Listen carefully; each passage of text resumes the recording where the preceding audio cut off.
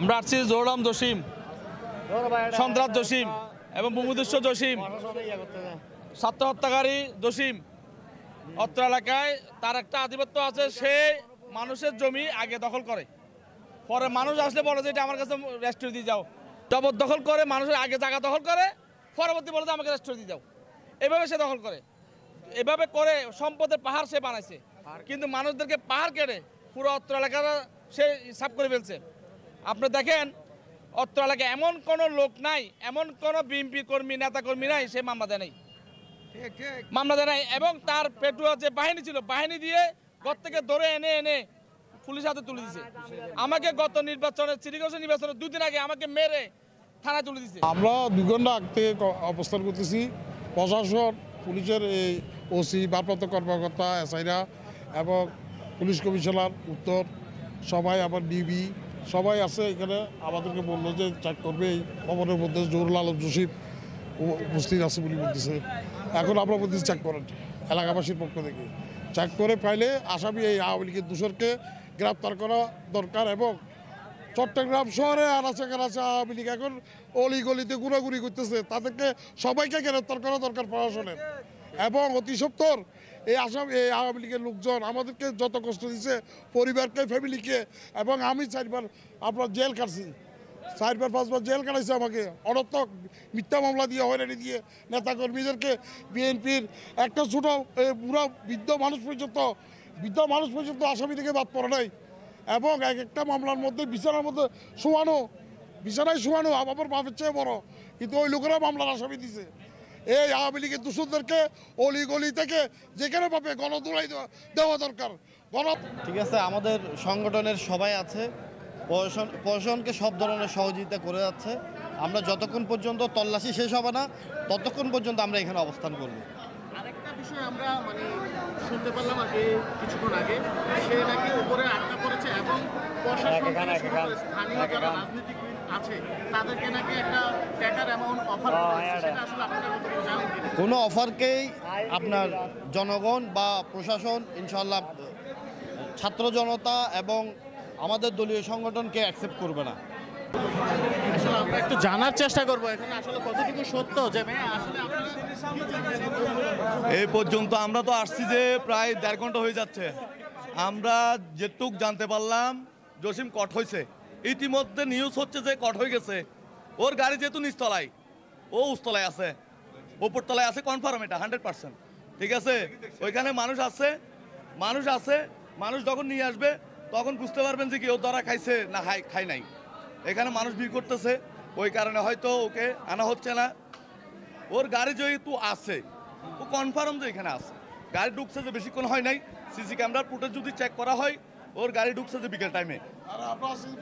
হ্যাঁ, 9 নম্বর উত্তর পাহাড়তলী ওয়ার্ডের রাতের বোর্ডের কাউন্সিলর ভূমিদস্যু জহুরুল আলম জসিম এই বিল্ডিংটাতে অবস্থান করতেছে আমরা জানতে পারছি, যার কারণে বিল্ডিং তল্লাশি করতেছি। বিল্ডিংয়ের মধ্যে প্রায় রুমেই তালা মারা।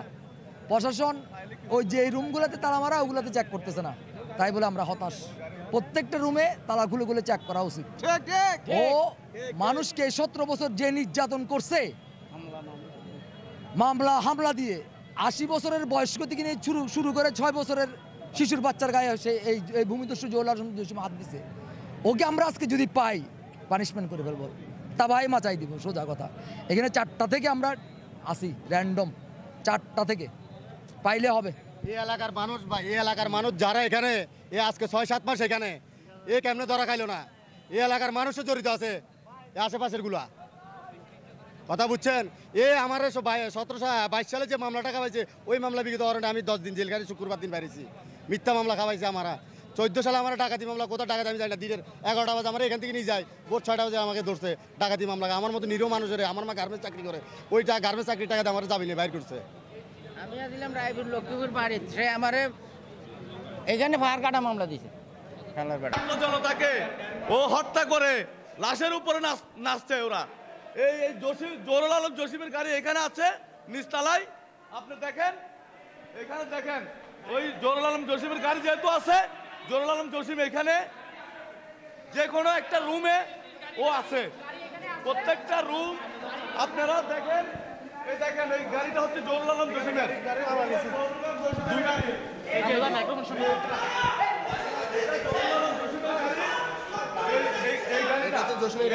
জহুরুল আলম জসিমের, ভূমিদস্যু জসিম, ওর গাড়িটা এখানে আছে, ও নিশ্চয়ই এখানে আছে।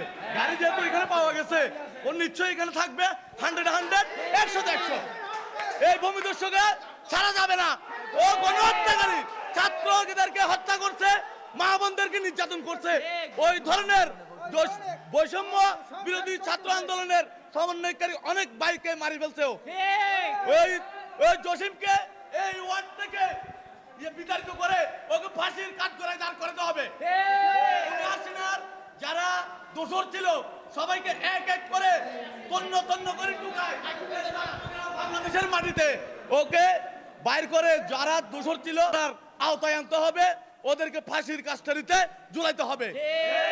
অনেক সাজা আছে, 17 বছরে অনেক মানুষ যারা রাজাকার ছিল না তাদেরকে রাজাকার বলে বলে ফাঁসিতে ঝুলাইছে।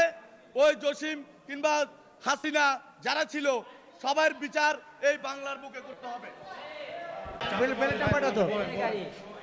বিসমিল্লাহির রহমানির রহিম। আমরা এখানে অনেকক্ষণ ধরে আসছি, দেখলাম চারদিকে তন্ন তন্ন করে খোঁজা হচ্ছে, কিন্তু গাড়ির পার্কিং এ এসে দেখা যাচ্ছে যে কাউন্সিলর জসিমের গাড়ি এখানে নিচতলায় একটি কর্নারে, একদম সাইডে কর্নারে, পশ্চিম কর্নারে পড়ে আছে। ওর গাড়ির নাম্বার তো হচ্ছে যে 118331 চট্ট মেট্রো চ।